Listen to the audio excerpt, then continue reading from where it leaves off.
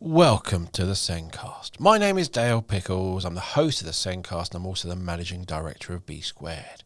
And if you're a new listener, welcome. In this episode of the Sencast, we discussed the question, are you a sensory elephant or a sensory mouse? And my guest this week was Neal, an occupational therapist specialising in sensory processing. And Ali prides herself in finding solutions to everyday problems experienced by children and young people at school, and she wants to find solutions that actually work. The Sencast is created and produced by us here at B Squared, and I mentioned our assessment software a lot. It's what we're known for, but we also have EverSense, our evidence for learning and parental engagement platform. It is just like you're using social media, which means it's really engaging. It's a great way of building that relationship between parent and schools, having lots of small positive bits of communication where you can share what's going on at home or at school. It's a two-way communication tool. But schools have lots of control around the security, the privacy and safeguarding. So if you want to know more about how you can use EverSense in your school, visit the B Square website or click on the meeting link in the show notes to book a meeting with me to take you through EverSense. Now, let's get on with that podcast. My guest this week is Neal, an occupational therapist specialising in sensory processing. And Ali prides herself in finding solutions to everyday problems experienced by children and young people at school that actually work and supporting teachers to incorporate those into their already busy days. Ali runs School Sensory Solutions, which provides regular and cost-effective training for all educators supporting SEND and neurodivergent pupils in schools via an online learning platform. Welcome back, Ali. Hello, it's great to be back. Thank you, Dale. You are very, very welcome. Today we are back talking about senses, which is your favourite thing. Total sensory geek here. It's my favourite topic to talk about. And today's question is, are you a sensory elephant or mouse? Yes. So I'm often asked to describe how we respond to sensations. And you know me, I like to try to come up with simple explanations that people can visualise. So I thought, well, either really you're a sensory elephant or you're a sensory mouse. You're not one, I will say from the beginning, you're not one all the way through. You can vary it between your different senses, but we'll come on to that.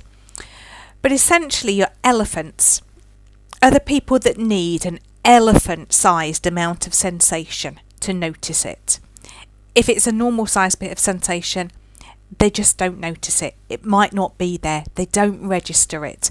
They need that great big elephant-sized amount of sensation to go, oh, okay, that's going on either inside my body or in the environment around me, whichever one it is. That's what's happening. That's what I need to react to. Got it. Nailed it. But without that elephant-sized bit, if it's a smaller bit, an average-sized bit, we just don't notice it. And then we have our mice who are the opposite. So they notice everything. They only need a tiny weeny mouse-sized bit of sensation and they notice it, they're aware of it, they've registered it, they're responding to it. And any more than a mouse-sized bit actually is totally overwhelming.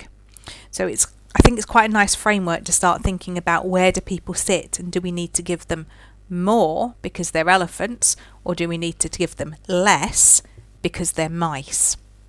It's also much more fun than saying, are they hyposensitive or hypersensitive? Well, yes, it makes it a little bit more memorable. And otherwise you're there going, well, now which one is it? Is it hyper that means more or hypo that means more? Oh, which way around is it?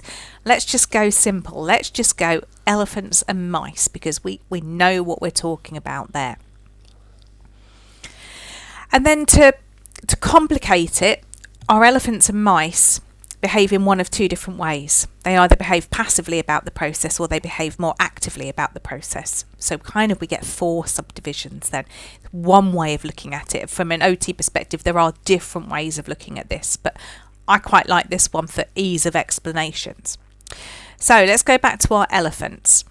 They miss what's going on. So our passive elephants don't do anything about that. Life just passes them by. Things happen and they don't notice. So as a parent, you might be shouting your child to come and get ready and go to the toilet, come and lay the table, whatever, put their shoes on for school, and they don't notice that that's happened. In school, they might be the child in class where everyone else has opened their books and written the date and the learning objective, and they're still there staring out the window. Or everyone else goes and lines up for lunch and they're still sat at their seat. They just haven't noticed what's going on, what's happening in the world around them. Those kids tend to be fairly happy because stuff isn't really bothering them, but they're not really getting the most out of their day. They're missing out on things at home, missing out on conversations that their mates are having. They don't notice what people are talking about. They miss out on some of their learning at school. So actually, it is a little bit of a problem because they could be missing out on quite a bit of life. And then we have our active elephants who know they need more. So they go out there and get it. So they need more noise. Right, I'm going to bang something and make a noise. I need more movement. Okay, I'm going to rock in my chair and I'm going to move myself around and I'm going to fidget with something. I just need more. I need to see more, so I'm going to flick things in front of my eyes. I'm going to just get more and more and more.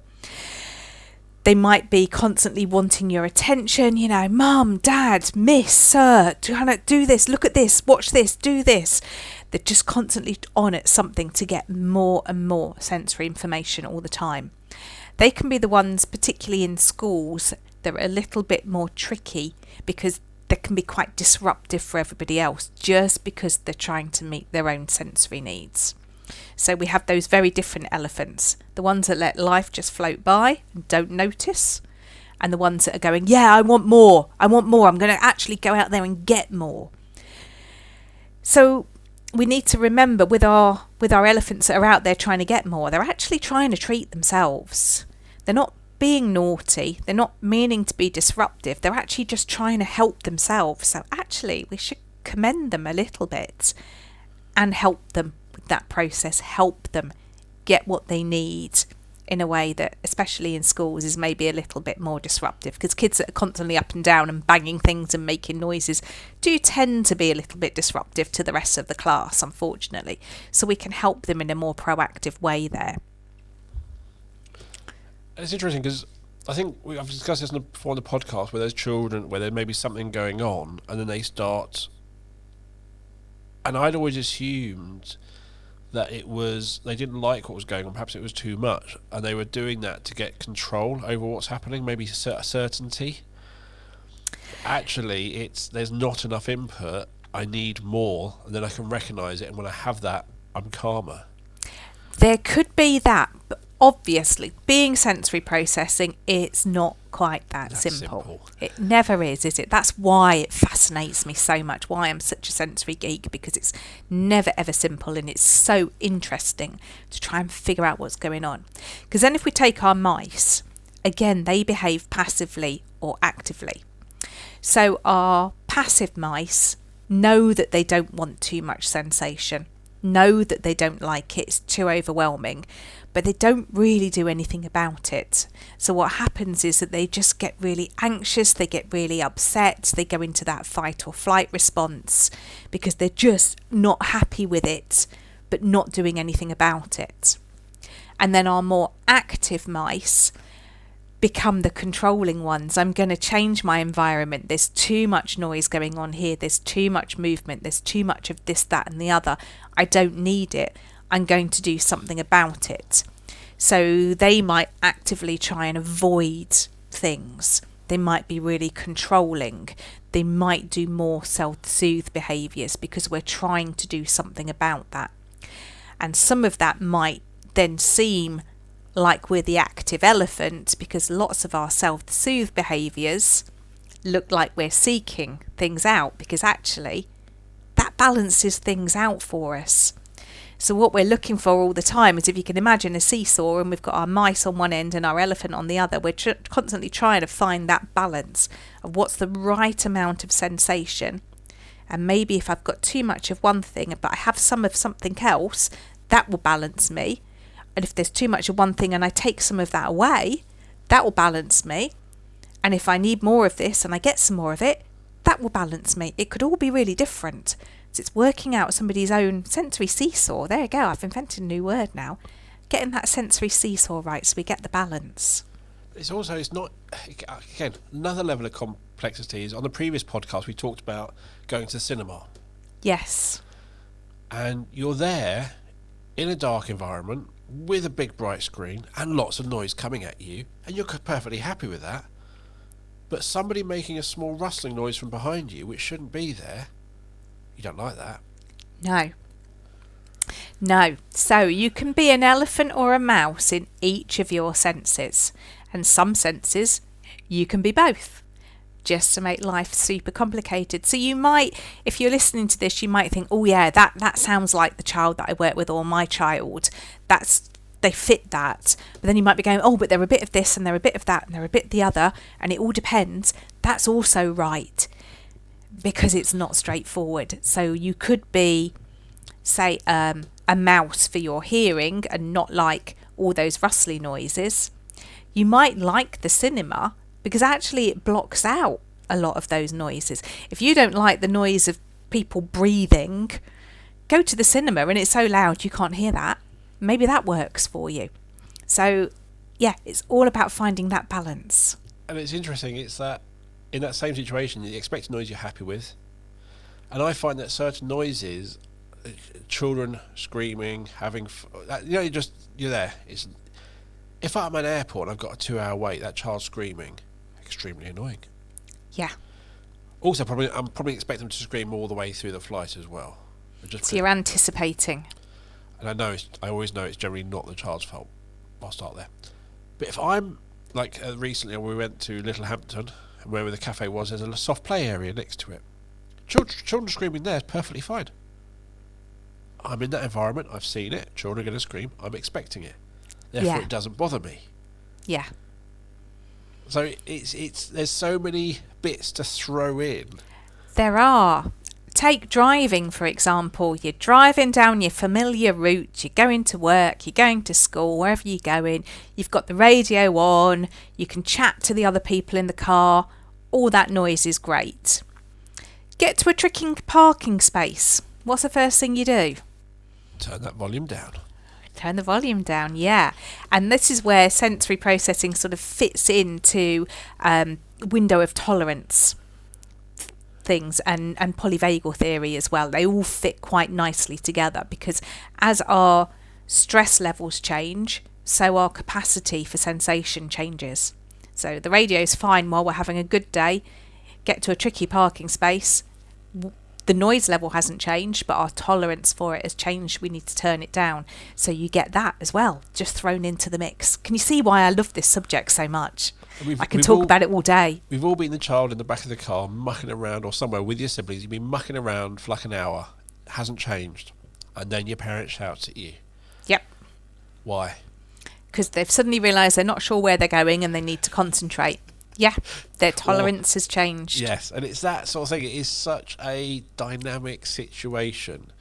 I remember my nephew, he hated being in the school hall with all the singing. And they say, oh yeah, he doesn't like loud noises. And you're going, but he goes to Manchester Airport to watch the planes take off. Mm-hmm. It's not about loud noises. It's context.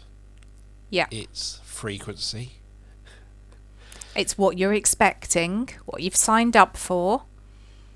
So many variations on that. So many variations, yes. Yeah. And unpicking all of that is no easy task to try and figure out what's going on for somebody, because all of our tolerance levels are different. So we're all different elephants and mice in different ways, and different sizes of elephants and mice as well.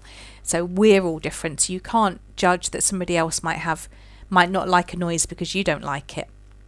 It might be very different for them. It might be the best noise. Yes. And interesting, for years I've travelled driving around the country. That's nice, I'm in my own environment.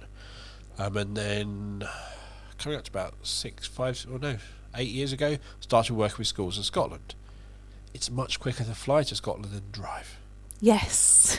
So started doing that, but airports are noisy. Planes are noisy.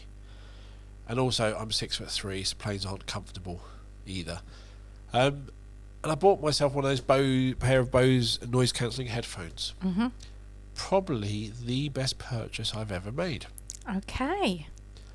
And it would be a case of you just put them on the airport, no screaming kids as I walk around the airport. It's now a quiet place to be. Then I get on the plane, I don't hear the engine noise, that constant which is just there all the time. And I bought them and I thought, oh, these are nice, I can listen to my music or watch my film, it's a bit quieter. But it was maybe the second or third trip where I would park at the airport and literally I'd get out of my car and those headphones would go on. They come off when I have to talk to someone. But I actually suddenly realised how calm I was travelling. Makes a big difference, because those sensory stressors really impact on our day, impact of our enjoyment of what we're doing, impact on the things that we want to do, impact on our fatigue levels, everything. So if we can reduce those sensory stressors, get that sensory balance, whatever it might look like for that person, be it Bose headphones, be it something else, then we're doing okay. We can make life better. But I wouldn't have said that I was overloaded, I need to sit down afterwards or anything. I wouldn't have said anything. But actually, when you have that, actually, I'm doing this journey and I'm like, I think my pulse is lower. Mm-hmm. I'm actually enjoying walking around the airport. It gets to the point now, I now wear those if you do the food shopping at Christmas. Oh, yes. Those headphones are on. I'm now in a nice quiet supermarket, walking around.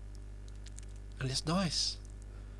Yes, I can actually see people more or less fighting and hating their children. I can see all that going on around me, but I can't hear it. No, it's not bothering you the same way. No. There's something about hearing something and seeing. You can always block out seeing. It's hard to block out hearing something. Yes, because we have those sound waves, they come in, they're into you, bang off your eardrum, send a signal to your brain about what you're hearing, and that is happening every moment of the day. 24/7, because it still happens when you're asleep, and your brain is constantly sorting through those noises, trying to work out what it needs to pay attention to, what it doesn't need to pay attention to, what's safe, what's unsafe. And the safe unsafe is the primary one. Yeah. So, in an airport you've got all those background noises, but you're also listening out for any announcements about your plane or any safety announcements, everything. And it's one of the things, it's just tiring. It is tiring having that. And it is, as an adult, you think, oh, I know my body, I know all my senses. Nope, I'm 46 and I'm still learning all my senses. Yeah. I'm still learning what I can cope with.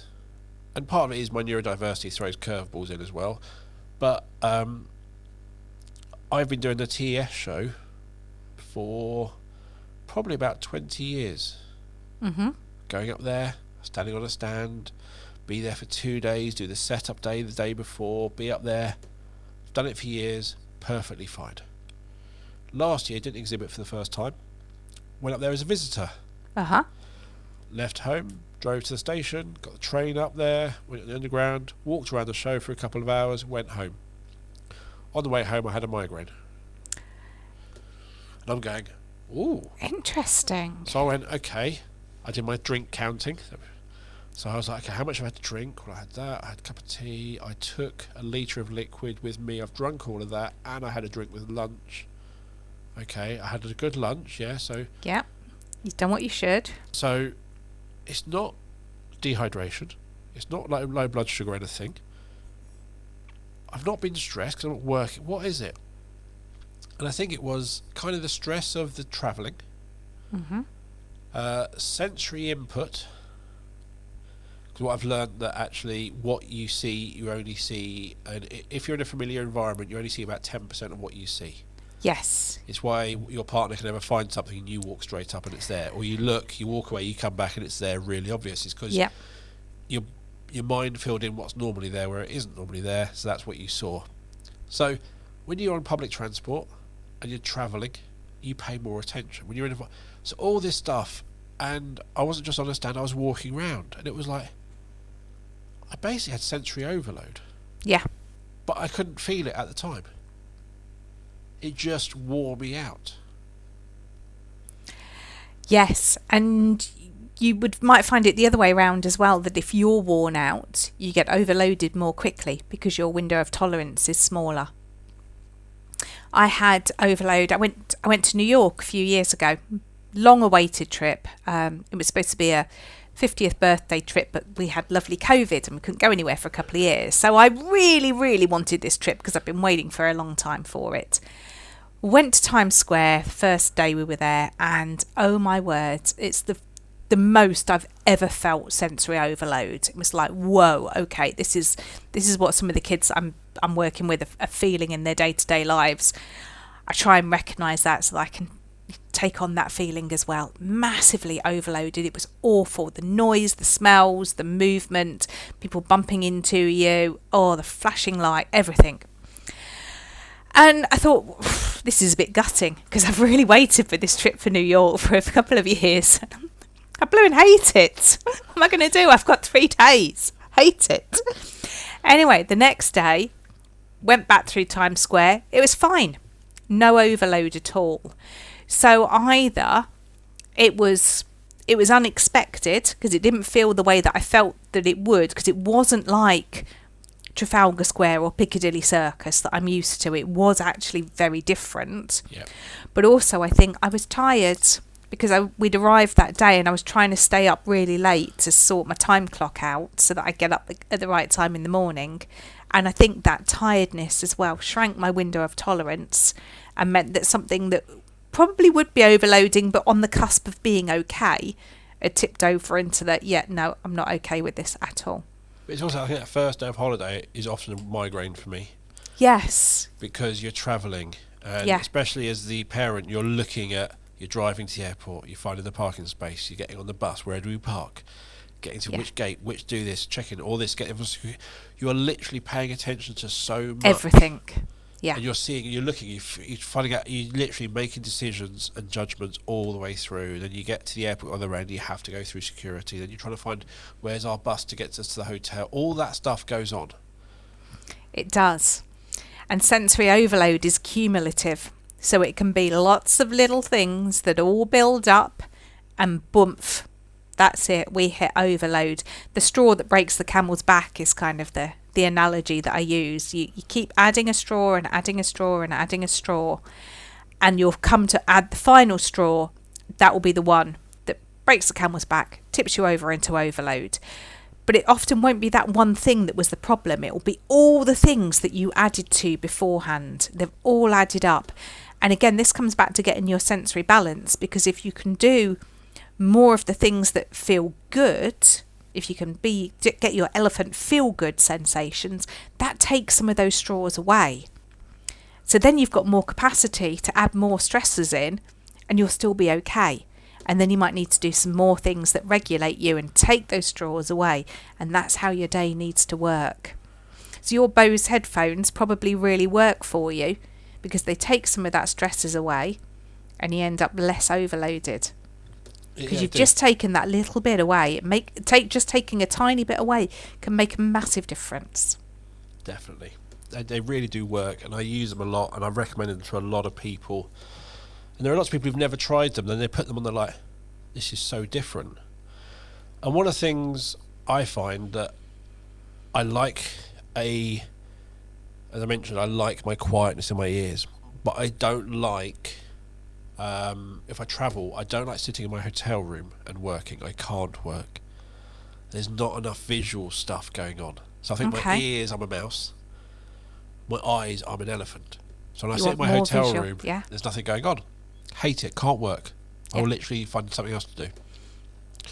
If I go down to the lobby of the hotel and sit in a corner where I can see everything going on, I can be there for hours working away. Yes. I work quite well actually in public places. I've always thought it's because then I haven't got to think about doing the laundry or all the other things that I should perhaps be doing at home. So, but you're right, it could be the business. And then we'll have the opposite issue. We'll have children in schools that are mice for their visual sense, and they're in a mainstream primary school with lovely things all over the walls and hanging from the ceilings and on the windows and really interesting stuff everywhere. And it's just too overloading for them because they're too overwhelmed by what they're seeing. And it's fascinating that we all think we're the same, and we slowly learn we're not. We're not at all, no. And Those you can who make work- such a difference for any child of yours or that you're working with in schools simply by knowing, are they elephants and mice? And then we can adjust. That's why I find it quite a useful framework, because we can say, okay, well, the mice, we need to take more away from them and perhaps give them more of the regulating stuff. The elephants, we need to just give them more anyway. Let's think about how that works in class. If somebody doesn't like being touched, if they're a mouse for their touch sense, well, let's sit them in a corner where nobody brushes past them. And if they're an elephant for their touch sense, well, let's sit them in the thoroughfare, where every time somebody gets up and down, they're probably bumping past them, because that's really going to help that child focus and work. So by knowing they're elephants and mice, you can just make such a difference with a few simple adjustments like that. And also you've got the thing, again, that predictable, non-predictable noise. If you've got that child who is struggling to concentrate because there's a random noise going on outside, bringing some other noise in which is consistent, so like the white noise, a fan, or some music which is relaxing, that can kind of block out the other one with that certainty they can follow. It's predictable. Yes. It calms them. Or making your own noise as well. So somebody that's distracted by the background noise, say I'm distracted by, I don't know, somebody working in the next room, I might start singing a song to myself, because that actually helps me drown out what I'm hearing from them. And the trouble is, people can then go, oh, they're making a lot of their own noise, they're obviously elephants for noise. Actually, no, it's the other way around. I'm a mouse. By making my own noise, I'm drowning out. I'm making maybe a rhythmical, predictable noise, or a noise that I'm in control of. And that helps me drown out the sounds that I don't want to hear, which could be maybe the buzzing of the lights that nobody else notices because I'm a mouse. So you just think I'm making a noise for no reason whatsoever and go, oh yeah, elephant. That's the fun in trying to unpick this. I always find I sit on the wrong side of the train. I don't pay attention to where the sun is. Yeah. And then you get the flickering light through the trees on your journey. It's just loads of little things that someone else sitting there seems to be absolutely not bothered by. No. But it's bothering me. Yep. Because if they're an elephant to that, that'll help them. They might be doing their best work on that train. You're a mouse to it. It's stopping you work. But the more we can figure out our own sensory profiles, the more we can then make decisions about, okay, which direction the train's going. Is it east or west? Where's the sun going to be? Right, I'll try and sit that side. That's a lot of thought. Again, I never think that far ahead. I literally don't train and go, oh, idiot. Yeah. And I look at the other side of the train, it's like, yeah, that side's full. Everyone knew but me. How does everyone know? How's everyone thinking that far ahead? I'm a mouse for my vestibular system. I'm quite over responsive to my vestibular system. So I like to sit facing forwards on a train, which is fine if I'm somewhere where I can tell which way the train's going. But I sometimes get on trains at Birmingham and you get on the train and I've got no idea which direction it's going to be going in, because I haven't seen it arrive. It's there parked already when I arrive and I literally don't know which way it's going. And it's like, ooh, which way do I want to be facing? I don't know. My wife's like that. So I literally, it's like, I don't care, but if I'm with my wife, I will work out and I will know. So I can say, you're going to sit there, I'll sit opposite you. Okay. Because So she's a mouse for vestibular and you're not. Yes, she is, Yeah. most definitely. Yeah. One of the things, obviously we have our sensory profiles, but they're not static. They change over time. And I think a lot of people's sensory profiles changed a lot with COVID. Mm-hmm. So we always talk about the if you put a frog in a pan of water and turn up the temperature, it won't notice. But if you put that frog in a pan of boiling water, it's going to come straight out. Yes. And I think pre-COVID, people kind of, the busyness, they kind of would work in London and it's just used to it. And they got used to it because they went from a busy school, busy college, busy working to London, busy. Lots of visuals, lots of noise going on. And then COVID happened and they had to work from home. And they hardly ever left their house, which was very static. very quiet, very still. And then they got on that train back to London.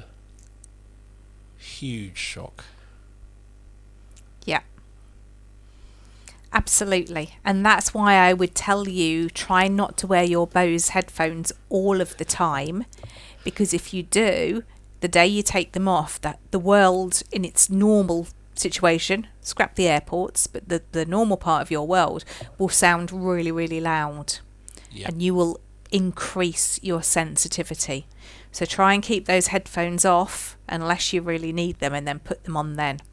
And this then brings me to the point, exactly the point I was saying is going to bring to was, if you have a child who sits in their room all the time, online, they're in a very static environment with very predictable, and going out is not an issue not only because of socialising, but actually there's a lot going on there. Yeah, there is. So it's important, if your child isn't going to school, emotional based school avoidance, all that sort of stuff, it's still important to get them out of the house. Yes. Yeah, and experience the noises, the lights, the sounds, the smells, the feels, the everything, the movement that the outside world has. Because if you don't, you become more sensitized to it, and that can actually make life even more difficult for you long term. Because it means when you do leave the house, you're now dealing with all the sensory stuff before Yeah. you even get to socialising. Yeah. So maybe pick your times. If you don't like the noise and the bustle, don't pick going to Sainsbury's at 10 o'clock on a Saturday morning. Maybe go at 10 o'clock on a Tuesday morning when I would imagine it's a little bit quieter, or 3 in the morning if it's a 24/7 one, something like that. You could pick and choose to make life a little bit easier for you, and obviously don't go out and do things that you find really, really difficult and get overwhelmed by, because that's not great. But it's finding that balance. Yes. Always finding that balance. Because the other people that struggled in COVID were the people that wanted the interaction, want the movement, want the stimulus, want the noise, want everything, and they were getting none. And I think life was equally as hard for that batch of people. Yes. Because it was like sensory deprivation in some way, because you were missing out on, you could go out for your walk once a day, couldn't you, for an hour, and that was it. But that's just not enough for a lot of people. No, and I bet anyone who worked in a noisy environment, it would have been like, this is really strange. Yeah. Anyone that maybe worked in a very physical job and then you're sat at home with nothing to do, that's not going to make you feel great. No, it's interesting. You said about 24-hour supermarkets. Yes. There's very few now. Are there? They stopped it with COVID. Oh, I see. I've never been a 3 o'clock in the morning shopper. I'm a 3 o'clock in bed person. I used to do my Christmas shop at like 2 o'clock in the morning. Sort of like 22nd of December, 22nd, whatever it was. Go to Tesco's, get the drink, get all that sort of stuff at 2 o'clock in the morning. Yep. It was quiet. And generally there's like 20 of you all with the same idea. Heads down, getting on with it. Can't do it anymore. Closes at midnight. Well, I didn't know that. There you go. The 24-hour world kind of stopped in lots of those big supermarkets. Yeah, well, that's a shame for the people that like the quieter times, but you can still choose wisely throughout your day if you're able to. It's that if you're able to, but it's one of the things for me is I've not been aware of my sensory profile.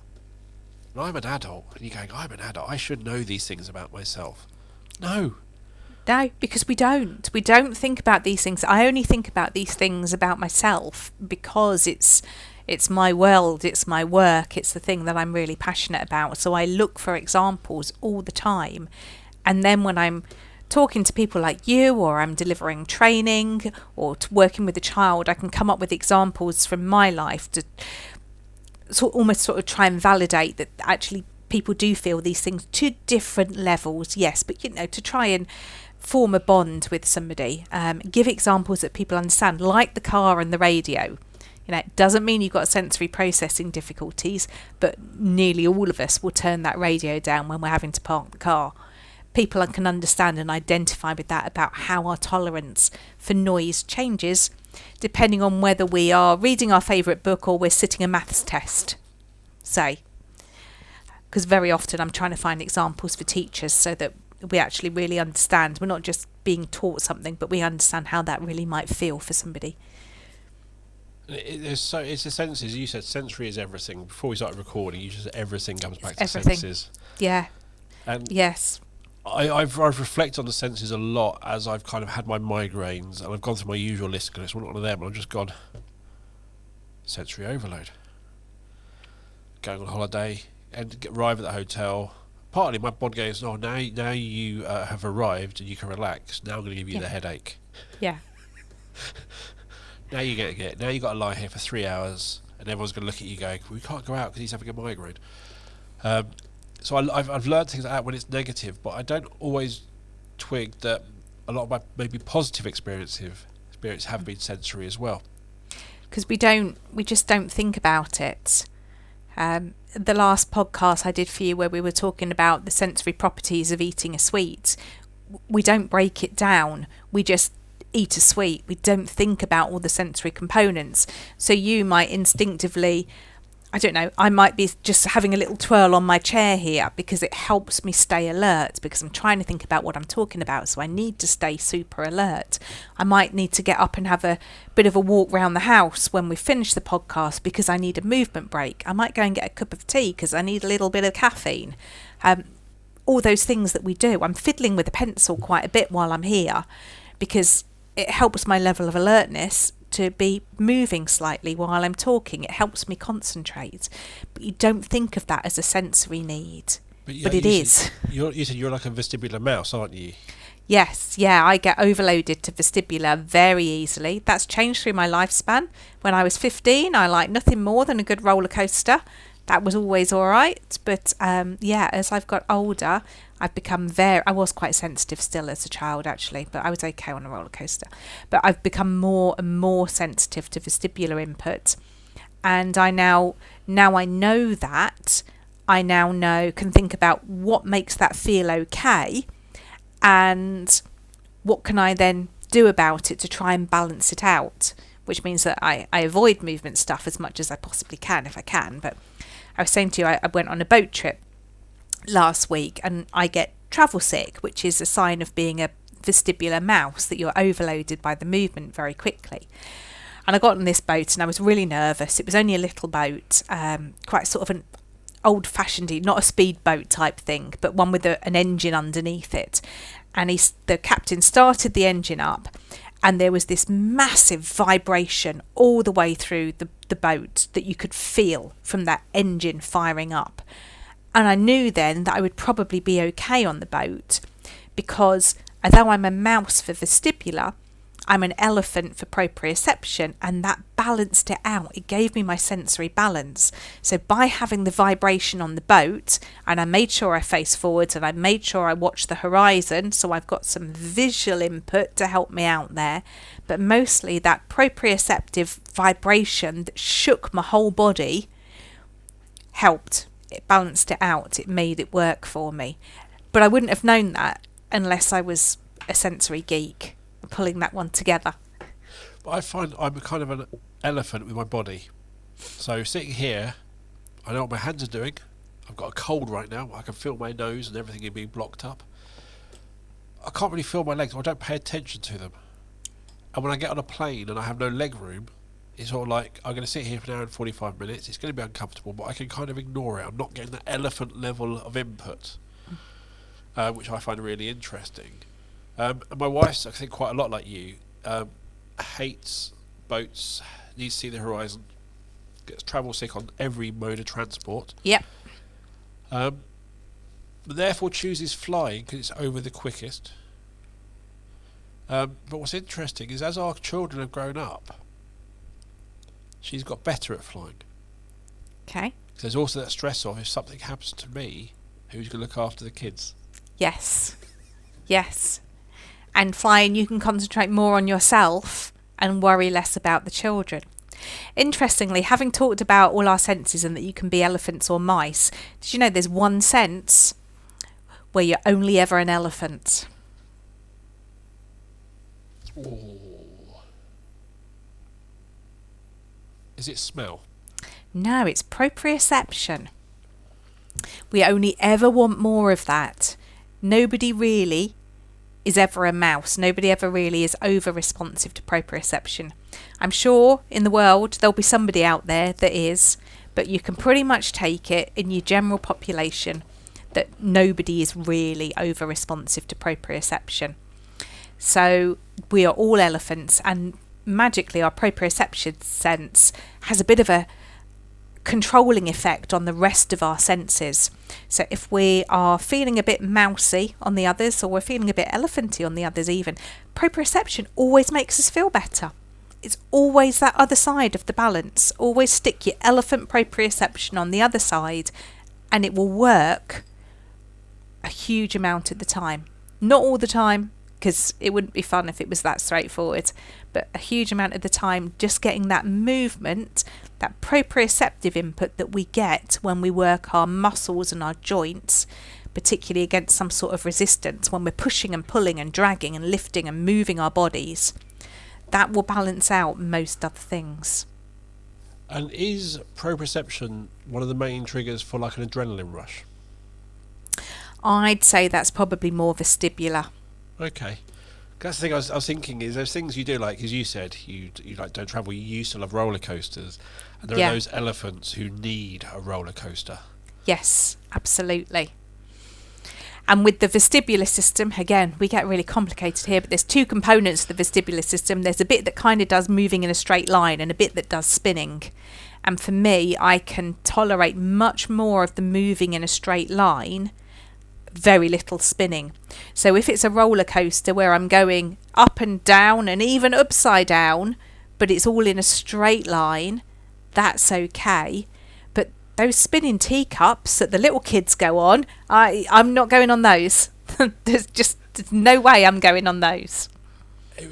It's interesting that we went to, shortly after COVID, we went to Great Yarmouth as our holiday in the UK. Never been there, went there. Went to the fun fair. Yeah. And they had a waltzer. Ooh. And I don't think I've been on a waltzer for 20-something years. And I took my girls on that ride. I went, this is going to be the best ride of your life. And it went off, and we got a really... it span. Yeah. And there's a video of my wife, of us spinning past her filming, and we are just giggling, and you can hear me giggling like a 6-year-old girl. I was just gone. The ride stopped, we were still spinning, and I'm just there giggling. It was the most amazing feeling, and my daughters have just gone, they are the best ride. There's something about that spinning. It's that spinning. Now that's the one that really gives you that buzz. It's highly exciting. I think we can get a little bit addicted to that, because don't you want to go back on again and get that high again? That's why a lot of children love to spin. It's alerting if you need it, but it also gives you that real feel-good fix. So it's now when we go somewhere, there's a waltzer, they want to go on it. They want to go on it, yeah. None of these newfangled big rides. A classic waltzer ticks that sensory box. You'd not get me on it, and if you did, I'd have to hang on to something so that I got lots of proprioception, and I'd probably need to be the person, the one that gets squashed in the corner when you're on a waltzer. I'd need that, because I'd need that deep pressure, and they're the only things that would give me that balance for my mouse vestibular, then give me an elephant-sized bit of deep pressure and proprioceptive muscle work. That will help me balance it out a little bit. But it's still a hard no from me for a waltzer. It was. It's sort of like one of the things I got on it. I went, oh yeah, it's going to be fun. And then I started spinning. I'm going, am I too old for this? Am I going to enjoy this? And then a split second later is like, oh, this is so much fun. And I think we've been on about 3 or 4 since then, and we laugh so much. I even struggle to watch it, because there's an interplay between your eyes and your vestibular system. So I once got car sick in the cinema.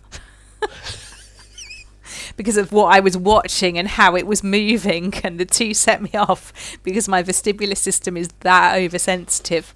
Again, very like my wife, I do sim racing. Okay. So you have your steering wheel, you have a screen in front of you. Yeah. She gets sick just doing that. Yeah, that's me. So you get sick, turning the wheel left, but the eyes are telling you you're going left, therefore you should feel something. Yeah. Your ears are going, you're still. When those two don't match, that's when you start feeling sick. Yeah, you feel sick. It's not a happy place for your brain to be. It doesn't like it if your senses are in discord and they're not giving you consistent information. It's amazing because my wife sits in the car fine, goes down to her phone to read a message and respond. Yeah. Nope. No. No. Yeah, we're me and your wife, we are like peas in a pod. Must be because we were born in the same year. Yes, same year. Great year. But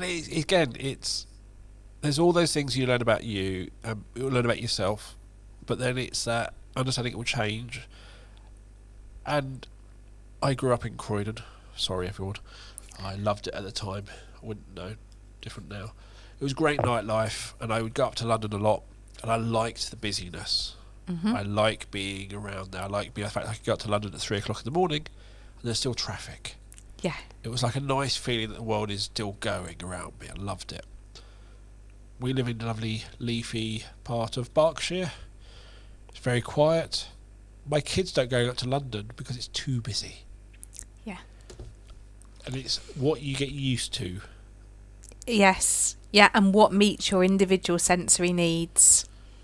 Getting that balance right. What you're used to, what you're expecting, and which are your elephants and mice, and getting those right. And then we're okay. There are going to be times where you're looking at maybe where your child is now and their sensory profile, I'm going to call it, and actually where they need to be for that next step of the journey in their life. Yeah. Actually, sometimes you have to put work in to get them ready for that stage. Yes. Yeah. Because it's not about changing people, it's just about making their ability to cope with the world, interact, do the things that they want to do or need to be able to do, making that all easier. Because as you were saying earlier, when you get that overload, it just wipes you out. It wipes you out on your first day of your holiday. Actually, that's not a great feeling. If somebody felt like that every time they went to the supermarket, that can't be great. What can we do to try and improve that? That's where we can step in as sensory OTs and look at what is it that you actually want to achieve? Why is it feeling not great? How can we make that feel better for you? There is a thing like the level of exposure, how frequency exposure. So I think if you took a child to the zoo for the first time and they saw a lion and it growled and ran towards them, the child might not understand the lion can't get to them. Once you go there a few times, you get it. Yeah. And I think with sensory, there are those where it's that uncertainty, that noise. What's that noise? What is it? Was it danger? Experience it first time. The more you hear it, hopefully that will move into that certainty. Yeah, because the unknown's quite scary, isn't it? So, and again, parents can help or teachers can help children with things like social stories and photographs and explanations of what is this environment we're going to, what's it going to be like, what are the sandwiches going to be like, what's the lion going to do, what the smell's going to be. New York, the thing that reminds me, it's smell. It absolutely stinks. Really strong smell.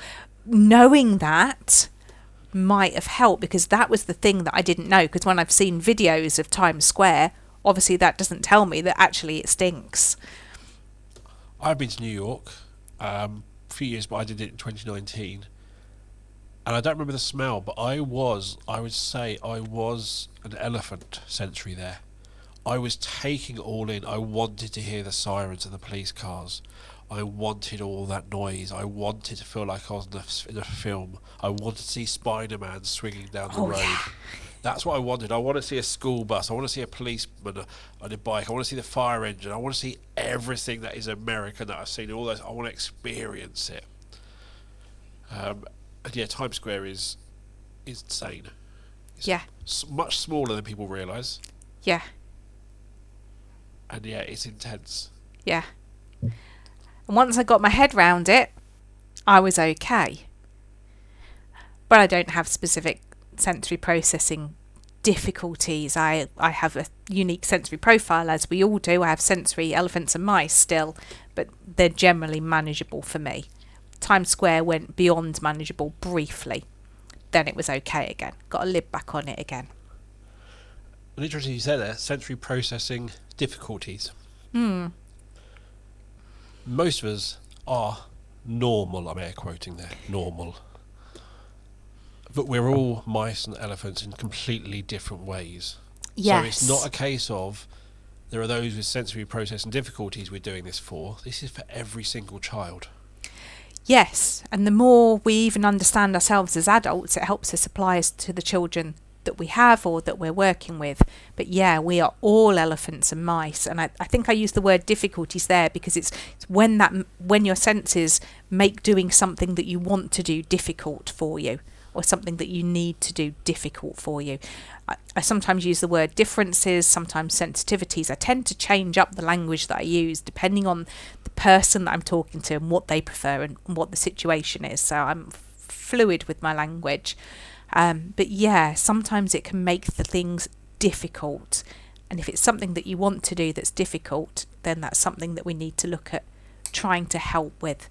And by understanding which are your elephants and mice, what we need, then that becomes clear then what we need to do about it. We need to take away the mice, we need to give more elephants, find that, make that seesaw balance, and things will just be easier. Now, my cold is literally, I love this, we're recording in the summer again, and it's my fourth cold of the summer and I hate it. And it literally, again, sensory, I can feel it in my nose, I can feel it in my sinuses, I can feel it everywhere. I can hear my voice changing, it's frustrating, it's stopping me think. Yes. Yeah. Stopping me think. I didn't even say that correctly. Stopping me to think, or thinking. It's really frustrating how those sorts of things can impact you, and it's impacting on that sensory level. Yes, it does, and it just all intertwines, it all enmeshes, it all impacts on our daily life experience. And if you're not watching the video of this, you have no idea how many times I've muted myself and blown my nose. And poor Ali is just sitting there watching me blow my nose constantly. Just feeling for you, really, because honestly, summer colds are just the pits. Oh, it's horrible, horrible. Have we covered everything? I think we probably have. I might go on to just say, actually, for those of you that are looking for what can you do to help kids and thinking, oh my word, this whole elephants and mice thing is really complicated. Remember that proprioceptive movements, that's when we move our muscles and our joints and our bodies, is the only one we're always elephant for. It always helps. So if you want to know how to help somebody, the solution I'll throw out there that works most of the time for most people is just move more. If we get moving, it really, really helps. And if you just take one thing away, it's like whatever it is, whatever you're trying to do, if you're feeling sensory processing is tricky, causing you problems, get out there and move your body more, work your muscles, work your joints.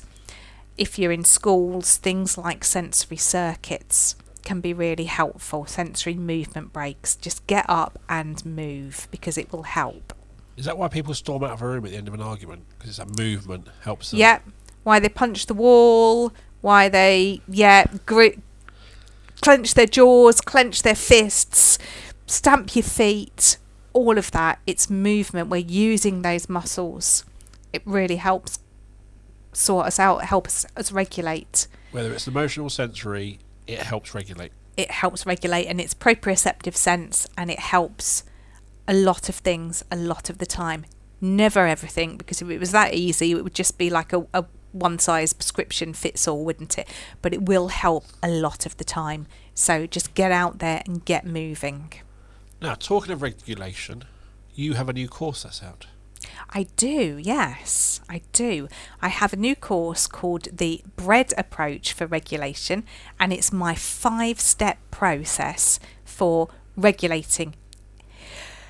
Really simple. Designed for schools, also for families at homes, and it gives you a 5-step work through to help you with that instant, what are we going to do to try and regulate, regardless of whether we're elephants or mice? What can we do while we're unpicking that, while we're all trying to figure that out? So I give you, and I have a colleague, I'm not doing this one on my own, I have a colleague, the amazing Laura Graham, who's another OT colleague, and we are doing this one together, because 2 heads are sometimes way better than 1. And yeah, it's a 5-step course. Hopefully there'll be a book as well. So between us recording this and this being released, there'll be a lot of work going on. So we will see how we go. My 5 steps, if you want to know what they are, the B for bread is to breathe, to just do some mouth work, because breathing is really calming. We are going to reduce demands, overload, stressors, language, all sorts of things. We're going to just reduce the amount of sensations that are in an environment.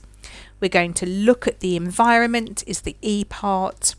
We're going to do some active movement, that proprioception that I've been on about, that's the A. And then our D is deep pressure, which is also regulating. So I'm going to give you 5 steps to go through, to work through towards regulation, that again will help the majority of people the majority of the time. And being the bread, that's your basics. You put your bread in, then you build your sandwich with anything individual that person might be. So once we've put the bread in, we can add the butter, the Marmite, the ham, the cheese, whatever it is that you want. We can tweak it for that individual. But that bread is what we need as the foundation for our regulation sandwich. Why did you have to say Marmite? Sorry. Marmite's Love wrong. it or hate it. Are you elephant or mouse for Marmite? What's interesting is it's really confusing. Elephant and I'm both. I'm happy to put Marmite on toast for my wife. Yep. Mm-hmm. On the bread, disgusting. On toast, disgusting. But I will take my finger along the knife to take the Marmite off and lick it. Ooh. And I like That's Twiglets. just weird, Dale. You're just weird now. And I like Twiglets. So it's fine when it's crunchy, or Yeah. it's on its own, but when it's on something soggy, no. It's not. The crunch makes sense because the crunch gives us that proprioceptive input and some deep pressure as well to our mouth. So it makes sense that balances it out a little bit. The running your finger along your knife, yeah, that's just weird. No, you're just scraping it off. It's like, I'll do that. But when it's on bread, it goes a bit soft. I don't do soggy things. A lot of fruit's out the window for me. So, I'm literally going, no, it's wrong. Now, if I did a really proper, like really dry toast, that probably might be alright. Okay. But otherwise, no. There you go. Your unique sensory profile for Marmite. Yes. I don't love it or hate it. I'm somewhere in the middle, which apparently shouldn't happen. I also have some movement break cards as well. I have 101 sensory circuit activities on cards to give you that movement that might be really regulating. So I have those out as well if somebody just wants. I have 101 ideas for you. They're there. It's a pack of cards. Pick the ones that you want. Do those. They're going to help. Nice. So thank you for coming on the show today. Make sure I say that bit. I really enjoyed it. Thank you for having me again. And I'll be putting links to all the stuff you've mentioned. You haven't finished the course yet. But No. when you finish the course, please remember to send me the link so I can put it in the show notes. Will do. So that people can find that. And as always, you'll find the show notes wherever you listen to the podcast or on the Zencast website. So thank you for listening to the show. Please follow us on all the different social media platforms. You'll find us on Twitter, Facebook, Blue Sky, Instagram and TikTok. We're there all over the place. And if you're looking for a simple, secure way to capture and share evidence of learning, or a way to capture pupil voice, a way to celebrate and share achievements, or just a simple, safe way to communicate with parents, you need to have a look at Eversense. Eversense is our evidence system and parental communication platform. And to find out more about Eversense, visit the B Square website, and you can find out about all the other stuff we do. And you will find a link to the website in the show notes. But you'll also find a link to book a meeting with me so I can take you through Eversense and what it can do for your school and answer any questions you have. So thank you for listening. We'll be back next week with another episode of the Zencast. It's goodbye from me. And it's goodbye from me. Bye, everyone. Take care. Bye-bye.